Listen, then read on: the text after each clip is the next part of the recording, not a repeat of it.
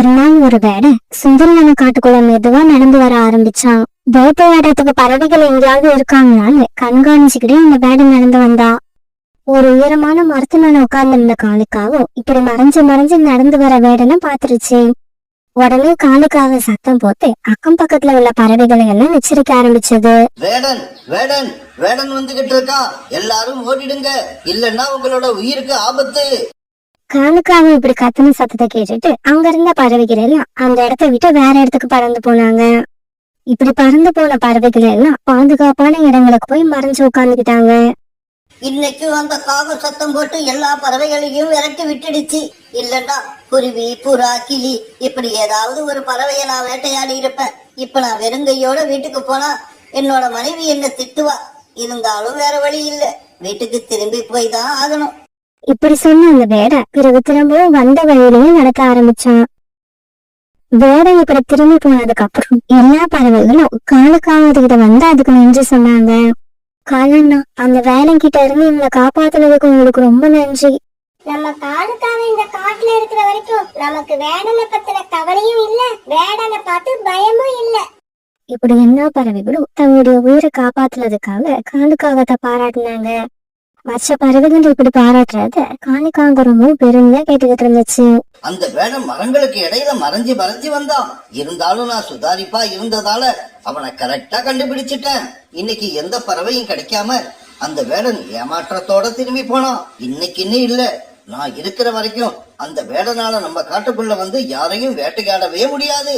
மறுநாள் அந்த வேடை மறுபடியும் சுந்தரவன காட்டை நோக்கி நடந்து வந்தா. இப்படி நடந்து வந்த அந்த வேடை ஒரு மரத்தடியில நின்று இப்படி யோசிக்க ஆரம்பிச்சா. இந்த காகம் இருக்கிற வரைக்கும் நம்மளால இந்த காட்டுல எந்த பறவையையும் வேட்டையாட முடியாது. அதே சமயம் இந்த காகத்தை நம்ம பக்கம் இழுத்துட்டா நம்மளால எதையும் சாதிக்க முடியும். இப்படி நினைச்ச வேடை பிறகு ஒரு கடையில போய் கொஞ்சம் இனிப்பு வாங்கிட்டு சுந்தரவன காட்டை நோக்கி நடக்க ஆரம்பிச்சா. இங்க பாருக்காகமே, சத்தம் போடாத, நான் உனக்காக இனிப்பு வாங்கிக்கிட்டு வந்திருக்கேன். அந்த இனிப்பை பார்த்ததும் காலுக்காகத்துக்கு வாயில நீர் ஊற ஆரம்பிச்சது. இருந்தாலும் அது அந்த வேடை மேல சந்தேகப்பட்டுச்சு. இல்ல இல்ல, இந்த இனிப்பு எனக்கு வேண்டாம். நீ என்ன கொல்றதுக்காக ஏதோ சதி பண்ற.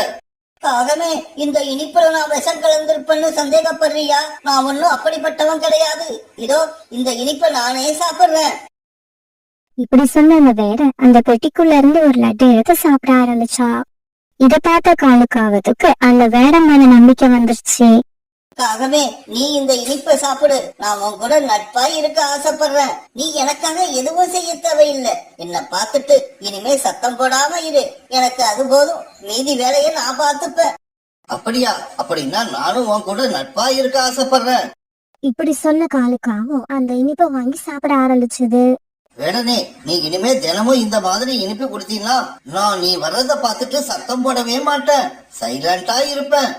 இந்த மாதிரி இந்த வேடம் கொஞ்சம் இனிப்பை கொடுத்து காலுக்காகத்தை தான் பக்கம் எடுத்துக்கிட்டா. அவன் சொன்னது எல்லாம் உண்மை நம்மள காலுக்காவும் அவங்க கூட நட்பா பழக ஆரம்பிச்சது. ஒரு நாள் இந்த வேட காலுக்காகத்துக்கிட்ட இப்படி பேச ஆரம்பிச்சா. காகமே, ஒரு பெரிய பணக்கார வீட்டுல கூண்டுக்குள்ள அடைச்சி வளர்க்கறதுக்காக ஒரு சின்ன குருவி வேணும்னு கேட்டிருக்காங்க. அதை நான் பிடிச்சு கொடுத்தா எனக்கு நிறைய பணம் கிடைக்கும். இந்த விஷயத்துல நீ எனக்கு எப்படியாவது உதவியாகணும். வேடனே, நீ எனக்கு தினமும் இனிப்பு கொண்டு வந்து கொடுக்கிற. நானும் உனக்கு பதிலுக்கு ஏதாவது உதவி செய்ய ஆசைப்படுறேன். நீ கேட்ட மாதிரியே ஒரு சின்ன குருவி உனக்கு கிடைக்கிறதுக்கு நான் ஏற்பாடு பண்றேன். நீ இங்கேயே இரு, நான் இன்னும் கொஞ்ச நேரத்துல திரும்பி வர்றேன். அப்புறம் ஒரு முக்கியமான விஷயம், நீ ஏதாவது மரத்துக்கு பின்னால மறைஞ்சு நின்னுகிட்டு. இப்படி சொன்ன காலுக்காகும் பிறகு அந்த இடத்த விட்டு பறந்து போச்சு. இப்படி பறந்து போன காலுக்காகும் அந்த வேடம் கேட்ட மாதிரி ஒரு சின்ன குருவியை தேட ஆரம்பிச்சது. இப்படி தேட ஆரம்பிச்ச காலுக்காவும் நதிக்கரை ஓரமா சோனா குருவியோட பையன் குக்கு உட்கார்ந்து இருக்கத பாத்துருச்சு. உடனே காலுக்காக அவன்கிட்ட போச்சு. குக்கு, நீ என் கூட இந்த காட்டை சுத்தி பார்க்க வரியா? கண்டிப்பா நான் உங்க கூட வருவேன். உங்க கூட வர்றதுல எனக்கு எந்த பயமும் இல்ல. ஏன்னா எங்களோட உயிரை எல்லாம் நீங்க தான் காப்பாத்துறீங்க. Very good. அப்படின்னா நான் முன்னால பறந்து போறேன், நீ என் பின்னாலேயே வா. இப்படி சொன்ன காலுக்காக முன்னால பறந்து போங்க, குக்கு பின்னால பறந்து போனோம். இப்படி பறந்து போன காலுக்காகவும் குக்குவை கூப்பிட்டுக்கிட்டு அந்த வேடா இருந்த இடத்துக்கு போய் சேர்ந்துருச்சு. காலங்கள், இந்த இடம் ரொம்ப அழகா இருக்கு. இதுக்கு முன்னாடி நான் இந்த இடத்துக்கு வந்ததே இல்ல. இருந்தாலும் எனக்கு என்னமோ பயமா இருக்கு. அப்படியா? உன் கூட நான் இருக்கிற வரைக்கும் நீ பயப்பட வேண்டிய அவசியமே இல்ல. இந்த சமயத்துல செடிகளுக்கு இடையில மறைஞ்சிருந்த வேட காலுக்காக குக்கு அழைச்சிட்டு வரத கவனிச்சுட்டான். உடனே அந்த வேட மெதுவா குக்குவை நோக்கி நடந்து வந்தான். இப்படி குக்குவுக்கு பின்னாடி நடந்து வந்த அந்த வேட குக்குவை தன் கையால பிடிச்சுக்கிட்டான். என்னை விட்டுடு, என்னை விட்டுடு, காலங்கள் என்னை காப்பாத்துங்க, இந்த வேடை என்னை பிடிச்சிட்டான்.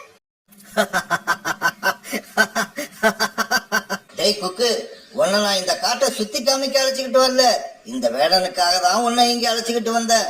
வேடனே, சீக்கிரமா இந்த குருவியை தூக்கிக்கிட்டு இங்க இருந்து போயிடு. வேற யாராவது பறவைகள் இத பாத்துட்டாங்கன்னா அப்புறம் என் மேல சந்தேகப்பட ஆரம்பிச்சிடுவாங்க. அடுத்த தடவை இங்க வர்றப்ப எனக்காக 2 ஸ்வீட் பாக்ஸ் எடுத்துக்கிட்டு வா. பிறகு அந்த வேட குக்குவை தூக்கிட்டு அங்கிருந்து தன்னோட வீட்டை நோக்கி நடக்க ஆரம்பிச்சான். பிறகு காலுக்காக அந்த இடத்த விட்டு அவசர அவசரமா பறந்து போயிருச்சு. சோனா குருவி தன்னுடைய வீட்டு வாசல்ல உட்காந்து அழ ஆரம்பிச்சது.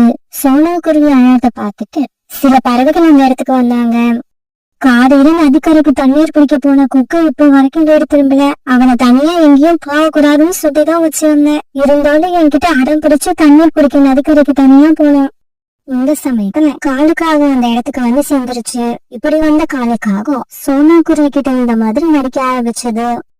சோனா, குக்கு இன்னும் வீடு திரும்பாதது நினைச்சா எனக்கும் ரொம்ப வருத்தமா இருக்கு. நான் என்னோட உயிரை கொடுத்து உங்களை எல்லாம் அந்த வேடங்கிட்ட இருந்து காப்பாத்தணும் தான் நினைக்கிறேன். இருந்தாலும் சில சமயங்கள்ல என்னையும் மீறி இப்படி ஏதாவது நடந்துடுது.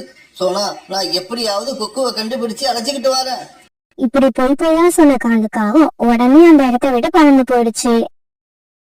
குக்கு தன்னுடைய வீட்டுக்கு தூக்கிட்டு போன வேட குக்குவை ஒரு கூண்டுக்குள்ள அடைச்சு வச்சான். இப்படி அடைச்சு வச்ச வேட பிறகு ஏதோ ஒரு வேலையா வெளியில கிளம்பி போனா. கூண்டுக்குள்ள அடப்பட்டு கிடந்த குக்கு தன்னோட அம்மாவை நினைச்சு அழுதுகிட்டே இருந்தான். அன்னைக்கு ராத்திரி சோனா குருவி தூங்காம தன்னோட பையன் திடீர்னு வந்து அம்மான்னு கூப்பிட மாட்டானான்னு நினைச்சு ஜன்னல்ல உட்காந்து அவன் வர வழிய பாத்துக்கிட்டே இருந்துச்சு. அதோட கண்ணுல இருந்து கண்ணீர் வழிஞ்சுக்கிட்டே இருந்துச்சு. மறுநாள் காலையில குக்கு தன்னோட அம்மாவை நினைச்சு அழுதுகிட்டே இருந்தான். அம்மா, அம்மா, அம்மா. அந்த சமயம் அந்த பக்கம் வந்த வேடங்களோட மாயி குக்குவை பார்த்து ரொம்பவும் பரிதாபப்பட்டாங்க. இங்க பாரு குருவி, அழாத, சத்தம் போடாம இரு. நான் இப்ப இந்த கூண்டு கதவை திறந்து விடுறேன், நீ இங்க இருந்து பறந்து போயிடு. இப்படி சொன்ன வேடனோட மனைவி கூண்டோட கதவு திறக்க குக்கு அந்த கூண்டை விட்டு வெளியில வந்தான். என்னை இந்த கூட்டுல இருந்து விடுதலை செஞ்ச உங்களுக்கு ரொம்பவும் நன்றி. இப்படி சொன்ன குக்கு பிறகு அந்த வேடனோட வீட்டை விட்டு வெளியில பறந்து போயிட்டான். பிறகு கொஞ்ச நேரத்துக்கு எல்லாம் வேடன் தன்னோட வீட்டுக்கு திரும்பி வந்தான். இப்படி திரும்பி வந்த வேட கூண்டுக்குள்ள குக்கு இல்லாதத பார்த்துட்டு அதிர்ச்சியானா. இந்த கூண்டுக்குள்ள நான் அடைச்சு வச்சிருந்த குருவி எங்க? அது எப்படி வெளியில போச்சு? வேடம் இப்படி கோவமா கேட்டதும் பயந்து போன வேடனோட மனைவி இப்படி போய் சொல்ல ஆரம்பிச்சாங்க. வந்து வந்து இந்த கூண்டு கதவை நான் திறந்து விடலங்க.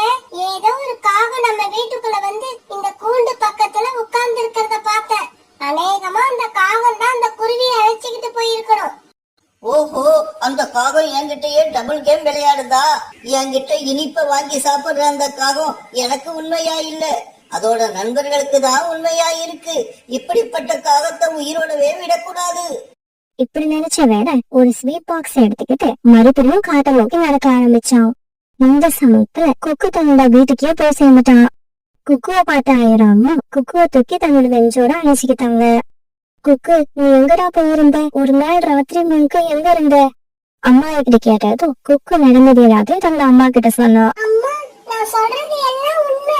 காலங்களை நம்பாதீங்க, அவர் அந்த வேடனுக்கு உதவி பண்றாரு. இதை கேட்ட அதிர்ச்சி அடைஞ்ச சோனா இந்த விஷயத்த தன்னோட நண்பர்களுக்கு சொல்றதுக்காக அவங்கள தேடி பறந்து போச்சு. இந்த சாயும் காலுக்காக வேடனை சந்திக்கிறதுக்காக அவங்க வழக்கமா சந்திக்கிற இடத்துக்கு பறந்து போச்சு. காகமே, நீ வந்துட்டியா?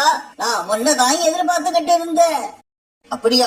நான் உங்ககிட்ட கேட்ட மாதிரி 2 ஸ்வீட் பாக்ஸ் வாங்கிக்கிட்டு வந்திருக்கியா? அதை சீக்கிரம் கொடு, எனக்கு ரொம்ப பசிக்குது. நீ எனக்கு செஞ்ச உதவிக்காக நான் உனக்கு 2 ஸ்வீட் பாக்ஸ் வாங்கிக்கிட்டு வந்திருக்கேன். இப்படி சொன்ன வேட பிறகு ஸ்வீட் பாக்ஸ் எடுத்து காலுக்காகத்துக்கிட்ட கொடுத்தான். உடனே அதை பிரிச்ச காலுக்காகும் அது அவசர அவசரமா சாப்பிட ஆரம்பிச்சது. இப்படி சாப்பிட ஆரம்பிச்ச காலுக்காகும் கொஞ்ச நேரத்துல அப்படியே மயங்கி கீழே வந்துருச்சு. இங்க நடக்கிறது எல்லாம் அந்த இடத்துக்கு வந்த சோனா குருவியும் அதோட நண்பர்களும் பாத்துக்கிட்டு இருந்தாங்க. ஏய் காகமே, நீ இனிமே எழுந்திருக்கவே மாட்ட. ஏன்னா நீ சாப்பிட்ட இனிப்புல நான் விஷத்தை கலந்து வச்சிருந்தேன். நீ என்கிட்ட எனக்கு சாதகமா இருக்கிற மாதிரி நடிச்சு ஒரு குருவி குழந்தைய கொண்டு வந்து கொடுத்த. இப்படி கொடுத்த நீயே என் வீட்டுல நான் இல்லாத சமயம் பார்த்து கூண்டுல இருந்த அந்த குருவியை விடுதலை பண்ணி அழைச்சுக்கிட்டு போயிட்ட. இப்படி நம்பிக்கை துரோகம் பண்ற நீ எனக்கு தேவையே இல்லை. அதனாலதான் உன்னை நான் விஷத்தை வச்சு கொன்னுட்டேன். இப்படி சொன்ன வேட பிறகு தன்னுடைய வீட்டை நோக்கி நடந்து போக ஆரம்பிச்சான். சாகரண்ணா, காலண்ணனுக்கு இப்படி ஒரு முடிவு வரும் நான் நினைக்கவே இல்லை. சோனு, தீயவர்களோட நாம நட்பு வச்சுக்கிட்டா அது ஆரம்பத்துல சந்தோஷமா தான் இருக்கும். ஆனா என்னைக்காவது ஒரு நாள் அவங்களாலேயே நமக்கு ஆபத்து ஏற்படும். இதுக்கு இந்த காலக்காகத்தோட வாழ்க்கை தான் நல்ல உதாரணம். இங்க பாருங்க, இதுக்கப்புறம் நாம தினமும் ஒருத்தர் மாத்தி ஒருத்தர் இந்த காட்டை காவல் காக்க ஆரம்பிப்போம். அப்பதான் இந்த வேடம் கிட்ட இருந்து நம்மள நாமே பாதுகாத்து கொள்ள முடியும். இப்படி பேசிக்கிட்ட பறவைகள் எல்லாரும் அங்கிருந்து பறந்து போனாங்க. வேடம் மேல நம்பிக்கை வச்ச காலுக்காகத்தோட இறந்து போன முதல் பக்கத்துல உட்கார்ந்து அழ கூட ஆள் இல்லாம அந்த இடத்துல தனியா கிடந்துச்சு.